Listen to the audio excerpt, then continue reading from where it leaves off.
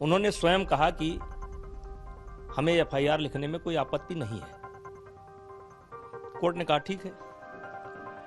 फिर उन्होंने सुरक्षा मांगा, कोर्ट ने कहा ठीक है। पहले नाबालिग की मांगा, कोर्ट ने कहा ठीक। फिर उन्होंने कहा सबको, कहा ठीक। सुरक्षा भी मिल गई और एफआईआर भी दर्ज हो गई। तो अब ये क्यों धरने पर बैठे हैं? मैं अपने आप को जानता हूं। जितने भी आरोप लगाए गए हैं सब जो स्टेडियम के, एक भी आरोप बंद कमरे के नहीं है। साक्षी मलिक किस तरीके से मेरे से लपटी पड़ी है, किस तरीके से लपटी पड़ी है। अगर उस फोटो को तो आप देखिए कि क्या मैं पकड़ रहा था मेरी कमर की वो पकड़ रही थी मेरी कमर, किस प्रकार से। नाबालिग कौन है मुझे पता नहीं है। जब ये पहली बार जंतर मंतर पर आए थे तो इनकी मांग थी कि फेडरेशन के अध्यक्ष अपना इस्तीफा दे दे तो मेरा धरना समाप्त हो जाएगा। 4 बजे ये प्रकरण यौन उत्पीड़न में तब्दील हो गया और फिर इन्हीं के मांग पर भारत सरकार ने 2 कमेटी बनाई। एक सेक्सुअल हरासमेंट के संबंध में 2 कमेटी बनाई। एक सरकार ने जिसमें खिलाड़ी शामिल थे और एक आईओ ने। और फिर इन्हीं खिलाड़ियों के दबाव में एक ऐसा व्यक्ति जो खुद जिसने धरने की परमिशन लिया था उसको ओवरसाइट का कमेटी का मेंबर बनाया गया। लेकिन और मेरे से कहा गया कि आप 3 सप्ताह तक अपने आप को कामकाज से अलग रखें और जांच पूरी हो जाए। मैंने लिख करके दे दिया। आप देखिए कि ओवरसाइट कमेटी की जांच पूरी नहीं हुई और ये लोग दोबारा धरने बैठ गए। उसके पीछे कारण यह है कि इन्होंने जिसको कमेटी का मेंबर बनाया था, जो इन्हीं के परिवार का था, वो डे बाय डे की रिपोर्ट देता था और इनको मालूम था कि जांच में कोई चीज़ें निकल करके नहीं आई और कोई गंभीर आरोप लेकर के कोई बच्ची या कोई लड़की सामने नहीं आई। ये फिर पहुंच गए। अब फिर सुप्रीम कोर्ट गए ये लोग। सुप्रीम कोर्ट में जब दिल्ली पुलिस गई तो सरकार के जो सॉलिसिटर जनरल होते हैं तुषार मेहता जी, उन्होंने स्वयं कहा कि हमें एफआईआर लिखने में कोई आपत्ति नहीं है। कोर्ट ने कहा ठीक है। फिर उन्होंने सुरक्षा मांगा, कोर्ट ने कहा ठीक है। पहले नाबालिग की मांगा, कोर्ट ने कहा ठीक। फिर उन्होंने कहा सबको, कहा ठीक। सुरक्षा भी मिल गई और एफआईआर भी दर्ज हो गई। तो अब ये क्यों धरने पर बैठे हैं? ये धरने पर इसलिए बैठे हैं कि ये स्वयं नहीं जानते हैं कि इनको जाना कहां है। इनको अपनी मंजिल पता ही नहीं है कि जाना कहां है। वो तो बहुत गंभीर आरोप लेकर के बैठे हैं। एक नाबालिग भी सामने है जिसने रिपोर्ट कराई है। यहाँ तक कि ढेरों कह रहे हैं कि कई नाम हैं जिनके साथ इस तरीके का यौन उत्पीड़न हुआ है। तो जब कंप्लेंट दिल्ली पुलिस में हो चुकी है तो दिल्ली पुलिस का जो रिजल्ट आएगा जांच के बाद, छानबीन के बाद, उसको मानना चाहिए और इनको घर जाना चाहिए। अभी से इन्होंने कहना शुरू कर दिया, अभी से पता नहीं जांच ठीक से शुरू हुई कि नहीं शुरू हुई, इन्होंने दिल्ली पुलिस पर सवाल उठाना शुरू कर दिया। अभी मैं कल बयान देख रहा था, ये खिलाड़ी इनका दिल्ली पुलिस पर सवाल उठा रहा था। तो मैं आपके माध्यम से यह कहना चाहता हूं कि निश्चित ये दिल्ली पुलिस पर आरोप लगाएंगे। अब आपको लग रहा होगा क्यों लगाएंगे, क्योंकि मामला तो बहुत गंभीर है, बड़ा भयानक है, खतरनाक है, बहुत गंभीर है। मैं उस मामले को नहीं जानता हूं, मैं अपने आप को जानता हूं।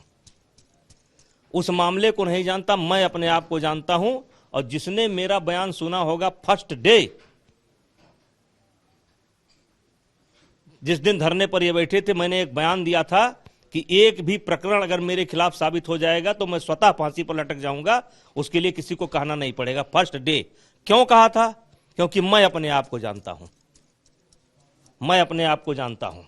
जितने भी आरोप लगाए गए हैं सब जो स्टेडियम के, एक भी आरोप बंद कमरे के नहीं है, क्योंकि अब तो आरोप सामने है। एक भी बंद कमरे के नहीं है। कहीं 2000 आदमी के बीच में है, कहीं 3000 आदमी के बीच में है, कहीं 1000 आदमी के बीच में है। अब अगर फोटो की बात करते हैं कि फोटो खिंचाया, ज्यादातर फोटो की बात आई है, तो मैं एक खिलाड़ी का 10-10 फोटो दे रहा हूं।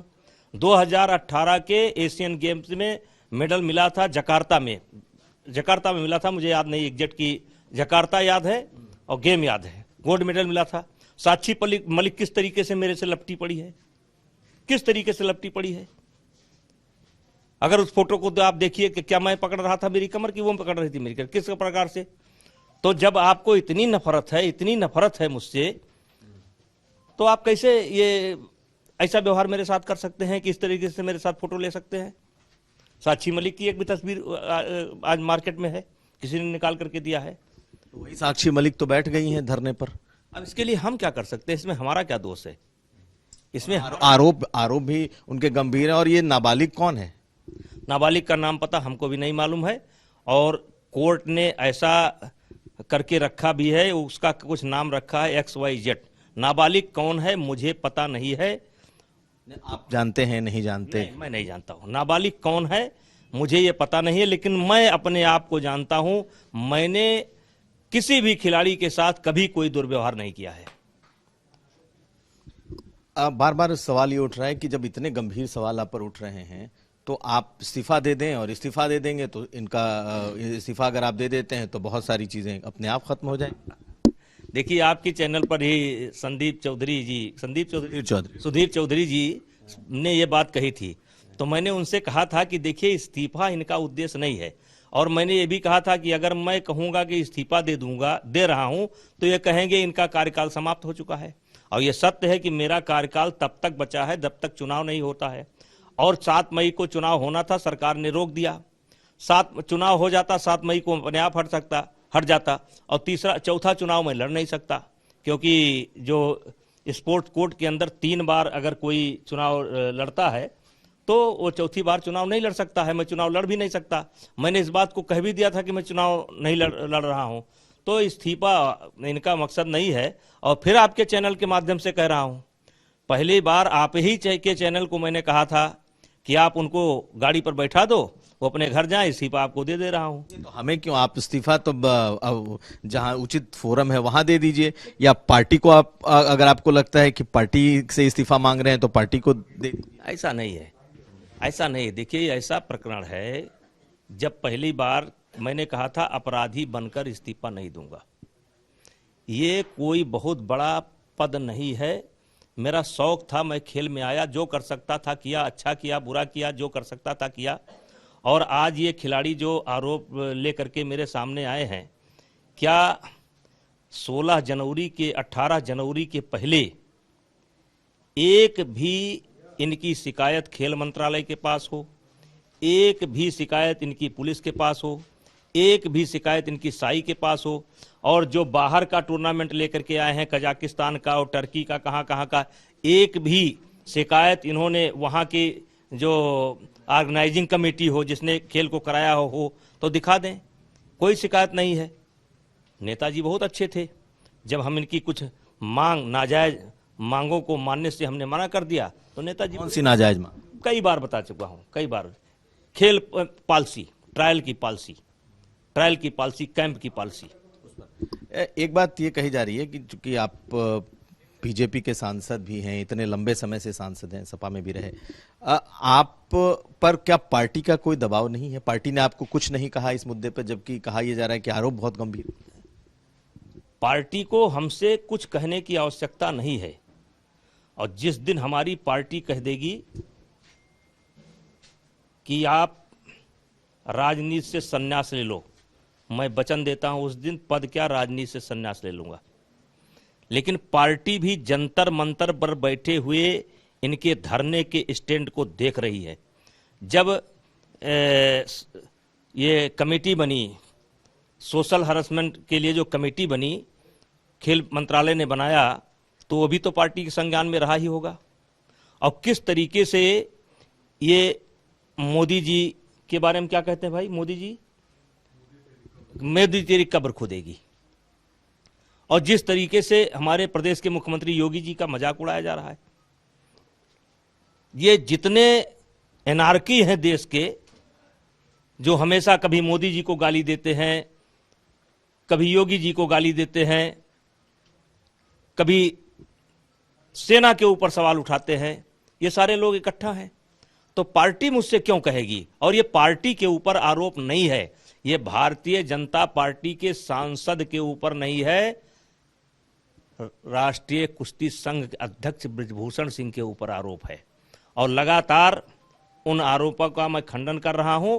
और पार्टी का आज पूरा देश ये देख रहा है कि कितने गलत तरीके से, कितने भद्दे तरीके से आज 4 महीने से लगातार 3 महीने 4 महीने से मुझे गालियां मिल रही हैं। और गाली भी कैसी, देखिए शब्द की मर्यादा देखिए कि मेरा नाम किस प्रकार लेते हैं लोग, किस प्रकार से नाम लेते हैं। और पहले किस प्रकार से लेते थे, आज किस प्रकार से लेते हैं। पहले अध्यक्ष जी कहते थे, नेताजी कहते थे, ब्रिजभूषण जी कह सकते थे, सांसद जी कह सकते हैं, अध्यक्ष जी कह सकते हैं। और जिस तरीके से नाम ले करके, क्या मेरे समर्थक नहीं है? आपको पता होना चाहिए, मेरा यहां बैठा हुआ कोई समर्थक इनके ऊपर मुकदमा लिखा सकता है। केवल मैं ही ने मुकदमा नहीं लिखा सकता हूं, मेरा कोई, क्योंकि सब आहत हो रहे हैं। आप एक्ट जाकर के देख लीजिए, कानून जाकर के देख लीजिए, कानून कहता है कि मेरी जगह पर मेरा समर्थक भी जाकर के मुकदमा लिखा सकता है, क्योंकि वो आहत हो रहा है। लेकिन फिर भी मैंने रोक करके रखा है। हमने कहा नहीं, फोन भी आते हैं कि नेताजी हम मुकदमा लिखाने के लिए तैयार हैं। हमने कहा नहीं, उनको करने दो जो करना है।